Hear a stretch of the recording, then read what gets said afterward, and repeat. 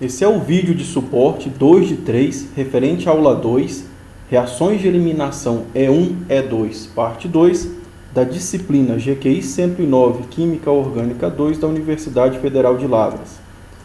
Esse vídeo será feito por mim e pela professora Bárbara Sayuri, que compõe o quadro de professores de Química Orgânica do Departamento de Química aqui da UFLA. Agora, então, nós vamos aprofundar na parte de estereoquímica da reação de eliminação E2.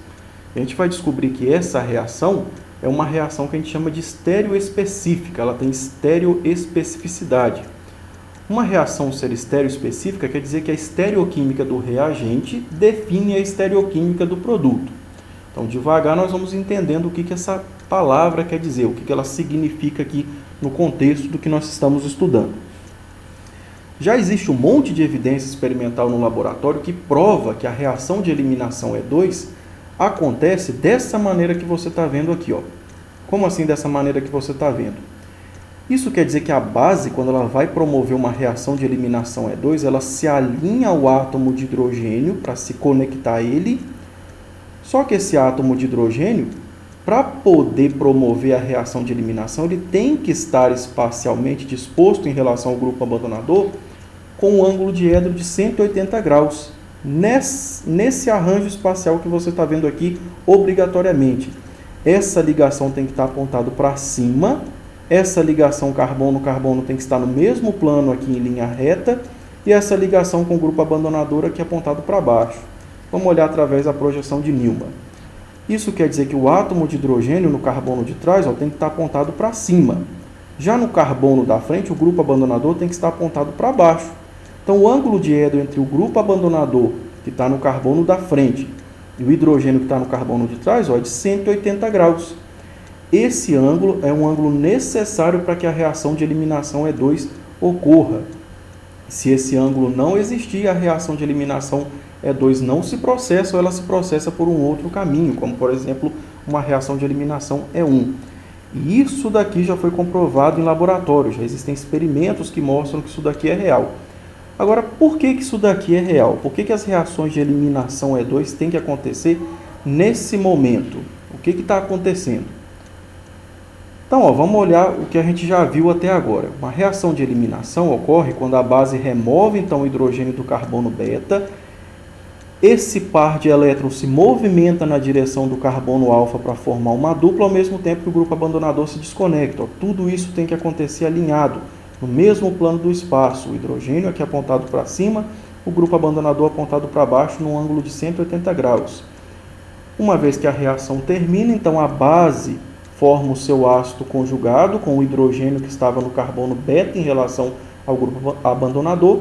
Uma dupla ligação se forma e o grupo abandonador vai embora levando o par de elétrons que mantinha ele ligado aqui ao carbono alfa. Por que essa exigência? Por que eu preciso de um hidrogênio que esteja a 180 graus em relação ao grupo abandonador? Esse estado de transição que você está vendo aqui, em que o hidrogênio esteja a 180 graus, é chamado de estado de transição antiperiplanar. Ou você pode ver também no nosso livro texto da disciplina, é o estado de transição anticoplanar. Vai ter alguns livros que chamam de um jeito, vai ter livros que chamam do outro, mas é a mesma coisa, antiperiplanar e anticoplanar. Isso quer dizer que tudo isso daqui está no mesmo plano, mas separados por um ângulo de 180 graus. O que acontece é o seguinte, pessoal. Lembra nas reações de substituição nucleofílica SN2, em que o nucleófilo tinha que vir aqui por trás para se conectar ao carbono e do outro lado sair o grupo abandonador? A ideia é a mesma. Para um par de elétrons poder tirar esse grupo daqui, esse par de elétrons tem que acessar aqui pela parte de trás. E a única conformação espacial possível em que esse par de elétrons fica de frente para a parte de trás desse carbono onde está o grupo abandonador é num estado de transição, é nessa conformação anticoplanar que você está vendo, em que o ângulo de edro seja de 180 graus. Esse par de elétrons da ligação carbono-hidrogênio só fica de frente aqui para essa região do átomo de carbono quando eles estão dispostos nessa organização espacial que você está vendo. É como se fosse uma substituição nucleofílica, só que com um par de elétrons que acaba dando origem a uma dupla ligação. E olha a consequência disso que nós vamos estudar daqui a pouco. Como a eliminação E2 obrigatoriamente ocorre quando a molécula está nessa conformação espacial, repara que se eu tiver um grupo apontado aqui para frente e outro grupo apontado aqui para frente, obrigatoriamente, olha onde os dois terminam, apontados os dois para frente. Se eu tiver grupos apontados aqui lá para trás e lá para trás, olha obrigatoriamente onde eles terminam, apontados lá para trás. Então, a estereoquímica desse alceno aqui vai ser consequência da estereoquímica desse reagente que você está vendo aqui. Se aqui for carbono assimétrico e aqui for carbono assimétrico, a estereoquímica desse produto vai ser fortemente dependente da estereoquímica do reagente. Daí a reação ser estereoespecífica. Agora, como que os químicos descobriram que a reação precisa passar por esse estado de transição antiperiplanar para formar o produto? Parte da explicação veio dos estudos envolvendo essa substância aqui, o mentol, que é extraído da menta. Na verdade, não o mentol. O mentol pode ser transformado em laboratório facilmente nesse composto aqui, o cloreto de neomentila. Foi estudando o cloreto de neomentila e um outro isômero dele que os químicos descobriram que essa reação E2 tem que obrigatoriamente passar por um estado de transição antiperiplanar. Olha por quê, vamos analisar isso com calma. Quando você pega no laboratório o cloreto de neomentila e submete ele à condição de eliminação, ou seja, tóxico de sódio, etanol e aquecimento, aparecem dois produtos. Está aqui o carbono alfa, contendo o grupo abandonador, isso seria um carbono beta, e aqui outro carbono beta. Aqui tem um átomo de hidrogênio, aqui tem dois átomos de hidrogênio. Usando uma base forte não impedida, dois alcenos aparecem. Um que a dupla está entre os carbonos 2 e 3, e outro que a dupla está entre os carbonos 1 e 2. Quando eu olho esses dois alcenos, esse é o majoritário e esse é o minoritário. Por que esse é o majoritário? Ligado ao alceno, eu estou vendo 1, 2, 3 carbonos, um alceno trissubstituído. Ligado ao alceno, eu estou vendo 1, 2 carbonos, um alceno dissubstituído. Então, até aqui nada de novo. Era esperado que esse daqui fosse mesmo o majoritário e esse o minoritário.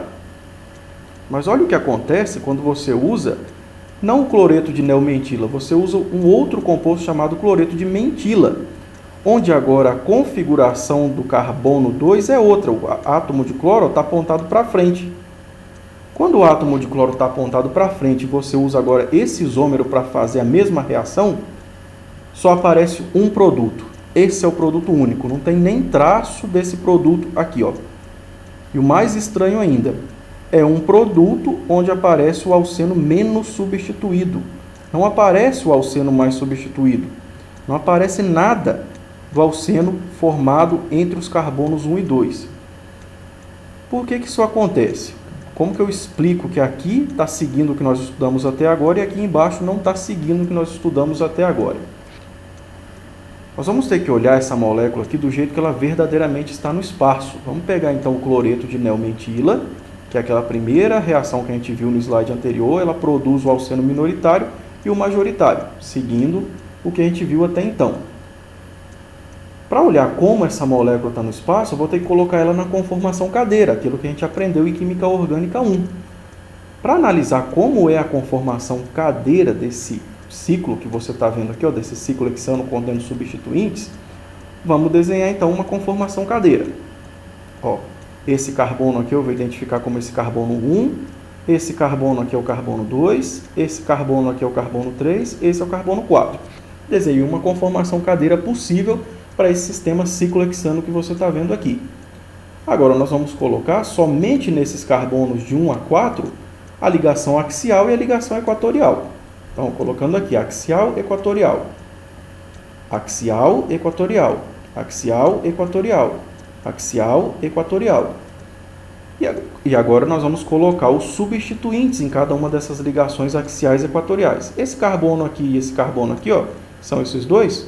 Como nada acontece nessa região aqui, eu não vou colocar nada para deixar o desenho menos congestionado. Quando eu olho essa conformação, pessoal, eu estou olhando essa molécula aqui, ó, por cima. Ou seja, o seu rosto está olhando essa molécula por aqui, por essa parte. Então, ó, quando você olha esse sistema cíclico aqui pela parte de cima, e você está olhando aqui para o carbono 1, Indo lá para trás, ó, indo para a direção oposta de onde você está olhando, está o grupo isopropil. E apontando na sua direção na cunha cheia, que eu não estou representando, está o átomo de hidrogênio. Então, quando você olha por aqui, vindo na sua direção está o átomo de hidrogênio. Saindo lá para trás está o grupo isopropil. Então, quando o seu rosto está aqui, ó, o hidrogênio vem na sua direção, ou seja, ele está na axial, e o grupo isopropil está se afastando de você, ele está na equatorial. Quando o seu rosto está aqui, ó, você olhando por aqui, você vê o grupo isopropil indo lá para trás e o hidrogênio vindo na sua direção. Então, a consequência é que você tem o hidrogênio na axial e o grupo isopropil na equatorial. Quando, olhando aqui por cima, ó, eu estou olhando aqui pela parte de cima para esse sistema cíclico, eu vejo um cloro indo lá para trás, isso significa que tem um hidrogênio na cunha cheia vindo na minha direção. Então, quando eu estou olhando por aqui, essa é a ligação que vem na minha direção, essa é a ligação que se afasta do meu rosto quando eu estou olhando por aqui. Então, se o hidrogênio está vindo na minha direção, o hidrogênio estará então agora na equatorial. E o cloro estará na axial, porque no carbono 2 a axial se afasta do meu rosto quando eu olho a molécula aqui por cima. Já no carbono 3 são dois hidrogênios, então simplesmente vem e coloca um hidrogênio na axial e outro na equatorial. Já no carbono 4, o grupo metil está vindo na minha direção e o hidrogênio é que está lá para trás na cunha tracejada que eu não estou mostrando. Então, quando eu estou olhando por aqui, o grupo metil vem na minha direção, então ele está aqui na equatorial, enquanto o hidrogênio está na axial. Então, é assim que eu passo, como você já deve saber lá da Química Orgânica 1, é assim que eu passo a estrutura plana para a estrutura como ela verdadeiramente é, para a conformação em cadeira. Então, agora, pessoal, por que esses dois produtos aparecem? Essa é a conformação cadeira mais estável. Coincidentemente, nós já desenhamos a conformação cadeira mais estável. Por quê? Eu tenho o grupo CH3 e o grupo isopropil na equatorial. Eu só tenho um átomo de cloro, um grupo grande, na axial. Se eu fizer a oscilação da cadeira, ou seja, passar esse carbono 1 para baixo, esse carbono 4 para cima, eu vou colocar dois grupos grandes em axial e um grupo grande na equatorial. Então, eu vou criar uma conformação menos estável. Então, essa já é a conformação mais estável. E olha isso daqui, pessoal. Esse é o carbono que tem o grupo abandonador. Vizinho a ele eu tenho um carbono beta e outro carbono beta. Esse hidrogênio aqui, ó, quando eu olho para ele, ele está num ângulo diédrico de 180 graus em relação a esse átomo de cloro. E esse hidrogênio aqui também. Esse hidrogênio está num ângulo diédrico de 180 graus em relação a esse átomo de cloro. Então, eu tenho aqui, ó, um sistema que permite a eliminação E2 e aqui um sistema que permite a eliminação E2. Eu tenho duas possibilidades. Essa base pode remover o hidrogênio que está no carbono 3, formar uma dupla entre os carbonos 2 e 3, ao mesmo tempo que expulsa o átomo de cloro, formando etanol, esse alceno e o íon cloreto como grupo abandonador. Não é a única possibilidade, porque esse átomo de hidrogênio no carbono 1 também está em posição favorável para a eliminação E2. Então, a base pode remover esse hidrogênio daqui, formar uma dupla entre os carbonos 1 e 2 e expulsar o cloro que se desconecta daqui, levando o par de elétrons que mantinha ele ligado ao carbono 2. Como as duas eliminações são possíveis, espacialmente elas podem ocorrer, a que acaba ocorrendo é que leva à formação, a que acaba ocorrendo em maior extensão, é aquela que leva à formação do alceno mais substituído. Isso explica esses resultados que você está vendo aqui. Agora, quando os químicos foram para o laboratório e fizeram o experimento usando o cloreto de mentila, ou seja, agora o grupo cloro está para frente, esse é o produto único. Por que isso acontece? Quando eu coloco agora essa conformação, essa molécula que está aqui mostrada para vocês de forma plana, em como ela verdadeiramente é no espaço, ó, carbono 1, o grupo isopropil está para trás. Então, quando o meu rosto está aqui, ó, o grupo isopropil indo na direção oposta ao meu rosto. Agora o cloro está para frente, o hidrogênio está para trás. Então, o cloro está na equatorial e o hidrogênio está na axial. Aqui no carbono 3, dois hidrogênios, e no carbono 4, mesma coisa, o grupo metil na equatorial, o hidrogênio na axial. Nesse caso, pessoal, agora o átomo de cloro aqui, ó, quando eu olho para ele, esse hidrogênio aqui está num ângulo de 60 graus em relação ao átomo de cloro. Não pode ocorrer eliminação quando esse hidrogênio está com um ângulo de 60 graus em relação a esse átomo de cloro. E esse átomo de cloro, em relação a esse hidrogênio, também está com um ângulo de 60 graus. e também com esse hidrogênio está com um ângulo de 60 graus. Esse átomo de cloro não vai poder ser eliminado nesse momento, nessa conformação, que é a conformação mais estável. Inclusive, a gente já desenhou a conformação mais estável, ó. Carbono, grupo CH3 no equatorial, cloro no equatorial, grupo isopropil no equatorial. Essa é de longe a conformação mais estável, mas a eliminação não pode acontecer nesse momento. Quando ocorre a oscilação do anel, esse carbono desce, o grupo CH, esse carbono 1 vem aqui para a parte de baixo, ó, e o carbono 4 sobe. Quando isso acontece, eu coloco agora o átomo de cloro na axial. Só que quando eu coloco o átomo de cloro na axial, no carbono 1, quem veio para a axial agora, ó, antes quem estava no equatorial era o grupo isopropil. Agora o grupo isopropil que veio para a axial, o hidrogênio foi para a equatorial. Ou seja, de novo eu tenho aqui, ó, um ângulo de 60 graus entre esse hidrogênio e esse átomo de cloro. Não dá para ocorrer uma eliminação aqui. A única eliminação possível, ó, agora é com esse hidrogênio que está na axial no carbono 3 e esse átomo de cloro. Agora aqui eu tenho um ângulo de 180 graus. Agora sim a base pode remover esse hidrogênio e formar a dupla entre os carbonos 3 e 2, mesmo que esse seja o alceno menos substituído. Não tem jeito de formar aqui o alceno mais substituído, porque em momento algum esse hidrogênio está com um ângulo de 180 graus em relação ao grupo abandonador.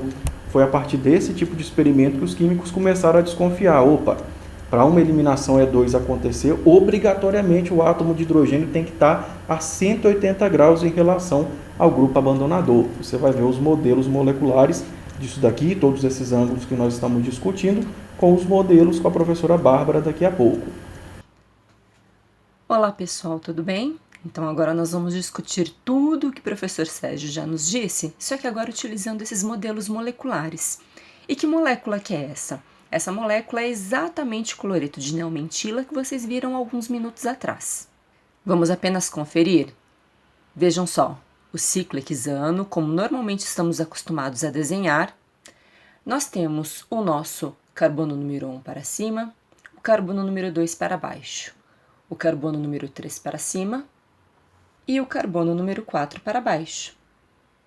Vejam que no cloreto de neomentila apresentado na aula do professor Sérgio, no nosso carbono número 1, o hidrogênio está em axial para cima e o nosso maior grupo, que é o isopropil, está em equatorial para baixo, apontando para fora do anel, enquanto que no nosso carbono número 2, o nosso cloro está em axial para baixo, enquanto o hidrogênio está em equatorial para cima. Aqui, pessoal, é um hidrogênio, mas eu não coloquei hidrogênio em todas as posições que eles existem para a molécula não ficar muito congestionada. Estão representados em branco os nossos átomos de hidrogênio, mas apenas para aqueles hidrogênios que a gente pretende dar um destaque. Continuando na molécula, no nosso carbono número 3 nós temos um hidrogênio axial, um hidrogênio equatorial. E para finalizar com os nossos carbonos mais importantes, no nosso carbono número 4, em axial para baixo, nós temos um hidrogênio, em equatorial para cima, apontando para fora do plano, nós temos o nosso grupo metil. Então, observem que, no cloreto de neomentila, o meu grupo isopropil está para baixo, enquanto que o meu cloro, que será o meu grupo abandonador, também está para baixo. O cloro está na face de baixo, assim como o meu grupo isopropil também está na face de baixo. Ambos estão na face de baixo da nossa molécula, por isso que ambos estão sendo representados com uma cunha tracejada. Mas, pessoal, nós estamos em uma aula de eliminação e o que acontece nas nossas reações de eliminação? Bom, nas nossas reações de eliminação, 2 átomos serão eliminados da molécula, um átomo no carbono alfa e um átomo no carbono beta. Quem que é o nosso carbono alfa? Este é o nosso carbono alfa, que é o nosso carbono onde está ligado o nosso grupo abandonador, no caso o cloro. Então, nós temos este carbono alfa, mas observem que para esta molécula nós temos 2 carbonos beta. O nosso carbono 1 é um carbono beta, veja, ele está imediatamente ligado ao nosso carbono alfa. Porém, o meu carbono 3 também é um carbono beta. O meu carbono 3 também está imediatamente ligado, ele é vizinho ao meu carbono alfa. Dessa maneira, 2 produtos de eliminação serão possíveis, mas a gente precisa verificar se ambas as possibilidades poderão acontecer, uma vez que vocês viram na aula que, para que a eliminação ocorra, os 2 átomos que serão eliminados da molécula, o hidrogênio de um carbono beta e o nosso grupo abandonador, um halogênio de um carbono alfa, eles precisam estar em posição antiperiplanar. Eles precisam estar a um ângulo de 180 graus para que essa eliminação aconteça. Então vamos conferir agora na molécula para ver se eles estão mesmo antiperiplanar. Vamos começar então com este par, com este carbono alfa e este carbono beta, que seria os meus carbonos 1 e 2. Para isso eu preciso girar um pouco a molécula para vocês, para deixar o carbono 1 e o carbono 2, o carbono alfa e o carbono beta, na direção dos nossos olhos.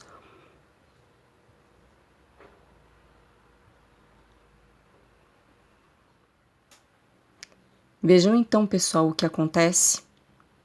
O meu hidrogênio lá no nosso carbono alfa, ele está perfeitamente antiperiplanar com o meu grupo abandonador no carbono beta. Eles estão a um ângulo de 180 graus um do outro, consequentemente antiperiplanar. Vamos desenhar o Newman para essa molécula? Primeiro no nosso carbono alfa, que é o nosso carbono da frente. Perpendicular para baixo, eu tenho o meu grupo abandonador, que é o cloro. À direita para cima, eu tenho o hidrogênio. E à direita para a esquerda, eu tenho o restante da minha cadeia. Vamos passar agora para o nosso carbono beta, que é o nosso carbono de trás. No carbono beta, perpendicular para cima, nós temos o nosso hidrogênio. Para baixo, à direita, a gente tem o nosso grupo isopropil. E para baixo, à esquerda, nós temos o restante da nossa cadeia e o restante do nosso ciclo. Desta maneira, irá acontecer uma eliminação, e qual será o produto formado? O produto formado é esse que está aparecendo na tela para vocês, um alceno trissubstituído, com a formação de uma dupla ligação entre o carbono 1 e o carbono 2, entre o nosso carbono alfa e o nosso carbono beta. Vamos voltar a molécula para sua posição original.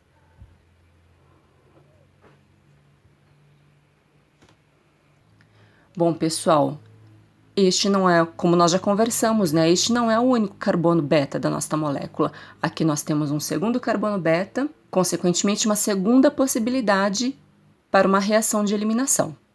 Então, da mesma maneira, para saber se a eliminação será permitida para este par, para este carbono alfa e este carbono beta, para o nosso carbono número 2 e o nosso carbono número 3, irei posicionar o carbono alfa e beta na direção dos nossos olhos para a gente conferir se eles estão na posição correta. Para isso, precisarei mexer um pouco nesta molécula. Pronto, pessoal, nesta posição a gente consegue discutir. Então, aqui eu tenho o meu carbono alfa e tenho o meu carbono beta, e eles estão alinhados com os nossos olhos para a gente verificar que eles são, sim, antiperiplanar. Olha, tanto o hidrogênio do nosso carbono beta quanto o cloro do nosso carbono alfa, ambos estão antiperiplanar. Consequentemente, a eliminação ela será permitida. Percebam que nós temos um perfeito ângulo de 180 graus entre o nosso grupo abandonador e o hidrogênio, ambos os átomos que serão eliminados nesta reação. Só para a gente praticar, vamos desenhar o Newman para essa estrutura? Então, para o nosso carbono da frente, que é o nosso carbono alfa, nós temos perpendicular para baixo o nosso grupo abandonador, o cloro, para cima à esquerda o nosso grupo metil e para cima à direita o restante da nossa molécula. Já para o carbono beta, que é o nosso carbono que está lá atrás, perpendicular para cima nós temos um hidrogênio. Para baixo à esquerda nós temos um segundo hidrogênio. E para baixo à direita nós temos o restante da nossa molécula. Bom, como os dois grupos que serão eliminados, como os dois átomos que serão eliminados desta molécula, eles estão antiperiplanar, esta eliminação ela será permitida e o produto da nossa reação é este que está aparecendo na tela para vocês. Um alceno dissubstituído. A formação de um alceno entre o carbono 2 e 3, entre o meu carbono alfa e o meu carbono beta. Voltarei para a molécula em sua posição original. E o que nós acabamos de comprovar, pessoal? Acabamos de comprovar que, para o cloreto de neomentila, ambos produtos serão formados. Vamos mudar de molécula agora. Pessoal, que molécula que nós temos agora? Bom, agora nós temos o nosso cloreto de mentila. Qual é a única diferença da molécula anterior? A única diferença está no nosso carbono número 2. Agora, no nosso carbono número 2, Antes, o cloro estava em axial para baixo. Agora, o nosso cloro está em equatorial para cima. Quando a gente compara com a imagem que o professor Sérgio nos mostrou na apresentação, o que a gente verifica? Que agora, que no cloreto de mentila, o cloro aparece com uma cunha cheia, enquanto que o nosso grande grupo, que é o nosso isopropil, ele aparece com uma cunha tracejada. E observem, é exatamente isso que acontece na molécula. O nosso grupo isopropil está para baixo e o nosso cloro está para cima. Eles estão em faces opostas do nosso ciclo hexano. Mas assim como na molécula anterior, aqui nós temos um carbono alfa, nós temos o carbono beta, que é o nosso carbono número 1, e nós temos um segundo carbono beta, que é o nosso carbono número 3. Porém, a gente precisa verificar se os hidrogênios em ambos os carbonos alfa estão na posição correta. Para isso, vamos alinhar o nosso carbono alfa com o nosso carbono beta para ver se eles estão na posição correta, que é a posição antiperiplanar. Começarei com este par, que é o nosso carbono 1 e o carbono 2. Para isso, mexerei de novo na molécula para alinhar aos nossos olhos. E o que a gente pode observar com esta imagem? Bom, esta imagem está nos mostrando que não, o hidrogênio e o nosso cloro, eles não estão antiperiplanar. Muito pelo contrário, quem está antiperiplanar ao cloro é o carbono 6 do nosso anel e não o hidrogênio.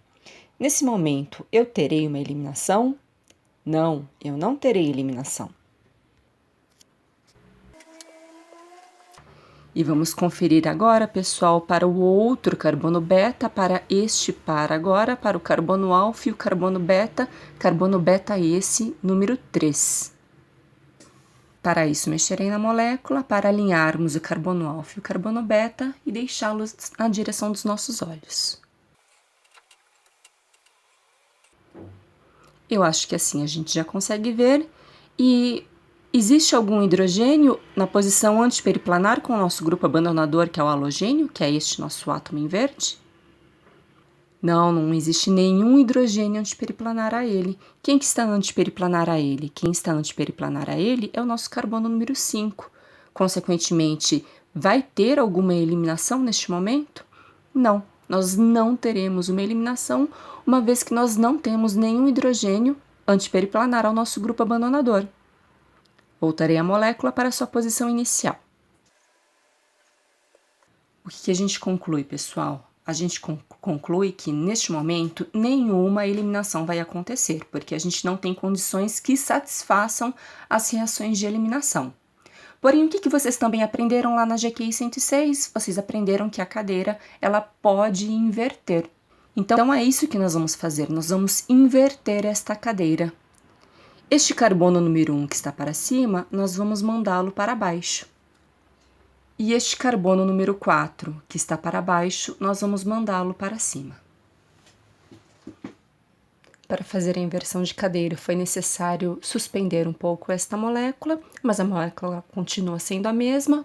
Como combinado, o carbono número 1, que está para cima, irá para baixo, e o carbono número 4, que está para baixo, irá para cima.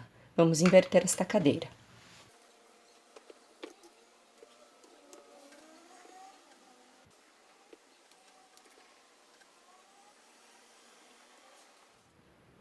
Pronto, cadeira invertida. O nosso cloro que estava na face de cima equatorial agora continua na face de cima, porém agora em axial. E para avaliarmos se a eliminação agora será permitida, a mesma técnica que estávamos utilizando antigamente. Nós temos o nosso carbono alfa e o nosso carbono beta 1, nós temos o nosso carbono alfa e o nosso carbono beta 3. Vamos alinhar o nosso carbono alfa e o nosso carbono beta para verificar se temos algum hidrogênio na posição correta, que é a posição antiperiplanar.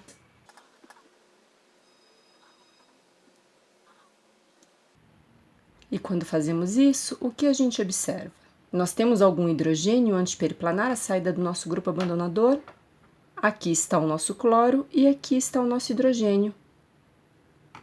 Eles não estão antiperiplanar, eles estão a uma distância de 60 graus. Irá acontecer uma eliminação entre esse carbono alfa e este carbono beta? Não, não irá. Vamos voltar para a posição inicial.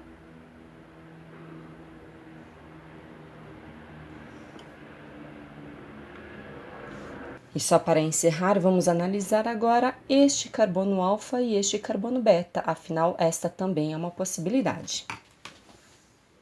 Posicionando em direção aos nossos olhos.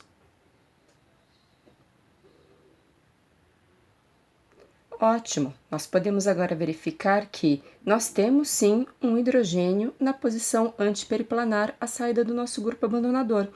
Consequentemente, a eliminação ela será permitida com a formação de um alceno entre este carbono alfa e este carbono beta. Carbonos esses 2 e 3, assim como vocês viram durante a apresentação do professor Sérgio.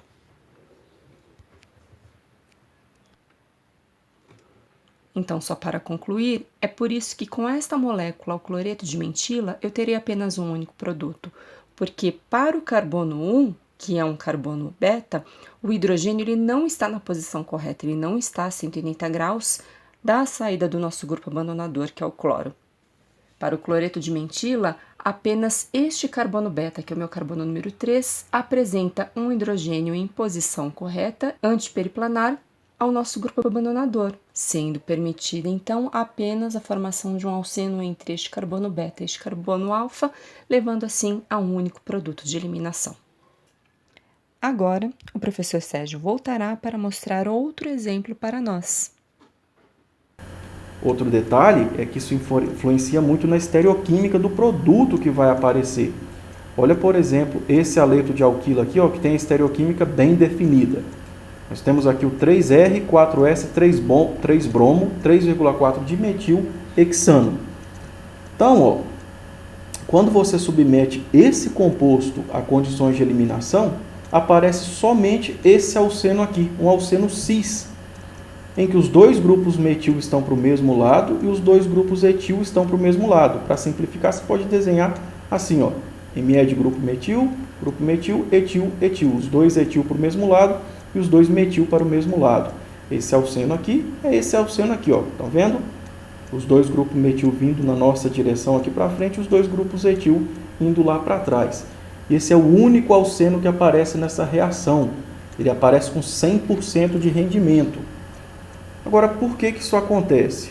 Pessoal, esse material de partida aqui, ó, para poder sofrer eliminação, ele tem que colocar o átomo de hidrogênio no ângulo de 180 graus em relação ao grupo abandonador. E quando isso acontece, nessa molécula aqui, para alinhar o átomo de hidrogênio a 180 graus em relação ao grupo abandonador, isso obrigatoriamente coloca o grupo metil nesse carbono para frente e o grupo etil lá para trás. Já aqui nesse carbono, isso obrigatoriamente coloca o grupo metil para frente e o grupo etil lá para trás. E é aí então que a eliminação E2 ocorre. A base remove esse hidrogênio, esse par de elétrons ataca aqui o carbono alfa por trás, expulsa o átomo de bromo e fecha-se uma dupla. Não dá tempo dessa ligação girar, dessa ligação simples girar. Como consequência, o que estava aqui para frente, ó, termina preso aqui para frente. O que estava preso lá para trás, termina preso lá para trás. E 100% do produto é isso. Não aparece absolutamente nada do produto trans, ou seja, o produto onde tem um grupo etil para frente e um grupo metil para trás. E aqui um grupo metil para frente e outro para trás. Ou seja, o contrário do que você está vendo aqui. Para aparecer o alceno trans, se a eliminação ocorresse, por exemplo, com ângulo de hidro zero, aí a gente teria um outro produto. Esse hidrogênio aqui, ó, alinhado com o ângulo de hidro de 0 grau com o átomo de bromo, se essa ligação girar, agora o grupo etil que estava lá para trás, ó, quando ele sobe aqui para cima, ele vem para frente, o grupo metil vai para trás. Se a eliminação ocorresse nesse momento, agora a dupla fechava nesse momento onde o grupo etil está para frente e o grupo metil está para frente, e o resultado seria esse, o alceno trans. Só que isso daqui não aparece. Esse produto não aparece, indicando que a eliminação E2 ela ocorre necessariamente com ângulo de hidro de 180 graus. Esse ângulo de hidro de 0 graus aqui, ele existe.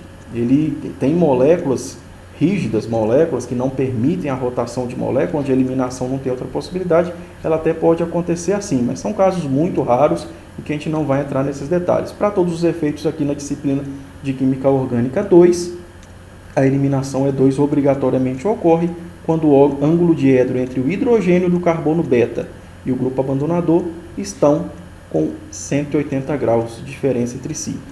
Então agora a gente vai ver tudo isso que a gente discutiu ao longo desse vídeo com modelos moleculares com a professora Bárbara. Vamos conversar agora sobre mais esta molécula. Essa molécula vocês também acabaram de estudar e é a 3-bromo 3,4 dimetilohexano. Só para a gente conferir, 1, 2, 3, 4, 5, 6 carbonos na nossa cadeia principal. Conferindo a estereoquímica para a molécula que foi apresentada anteriormente, carbono número 3 é R. No nosso carbono número 3, nós temos um bromo lá para trás. Deixa eu mexer um pouquinho no ângulo para facilitar a visualização de vocês. Olha o bromo apontando lá para trás e um CH3 para frente. E no nosso carbono vizinho, no nosso carbono número 4, nós temos um hidrogênio lá para trás e nós temos um CH3 aqui para frente. Este carbono 4 é o carbono S.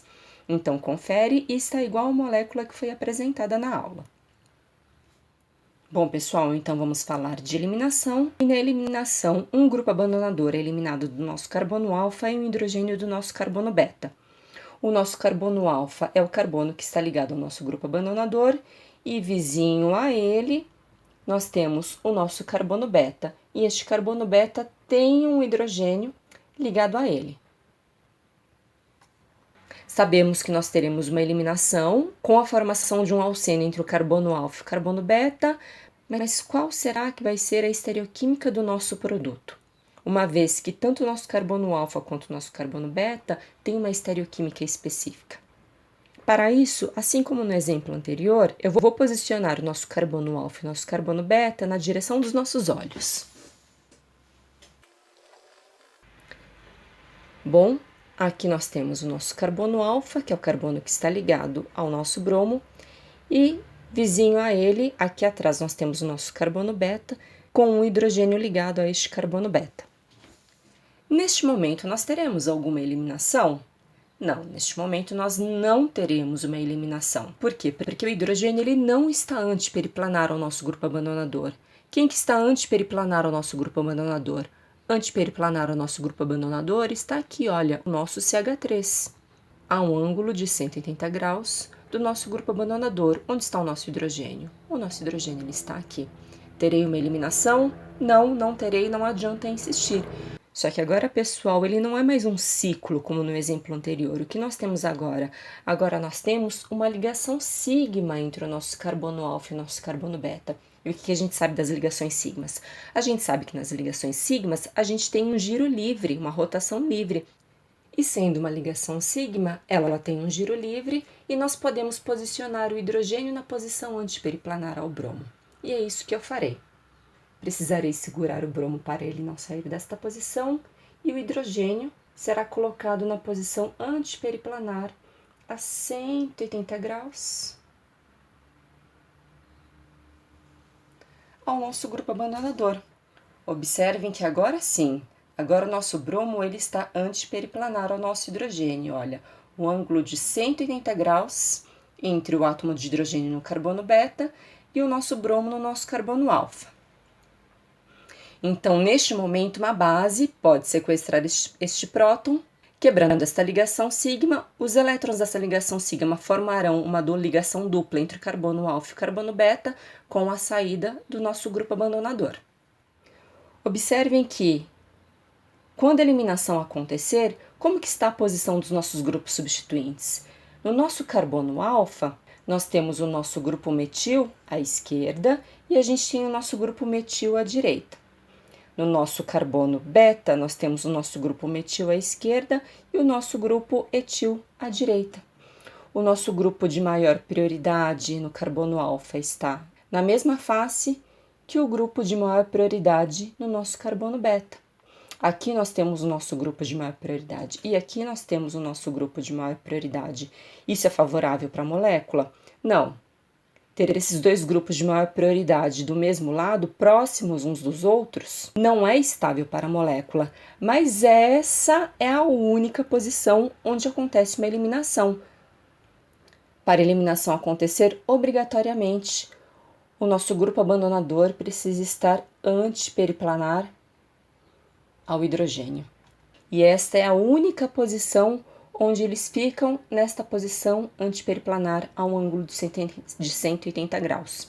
Consequentemente, no nosso produto, no alceno formado, eu terei o grupo etil no carbono beta do mesmo lado, próximo ao grupo etil do nosso carbono alfa, enquanto eu terei o nosso grupo de menor prioridade, metil, do nosso carbono alfa, do mesmo lado que o metil do nosso carbono beta. Assim como o produto que está aparecendo para vocês e que foi apresentado durante a aula. E que produto é esse, pessoal? Esse produto é o nosso produto cis, é o nosso produto Z. Pessoal, então era isso que nós gostaríamos de mostrar para vocês. Bons estudos e até a próxima!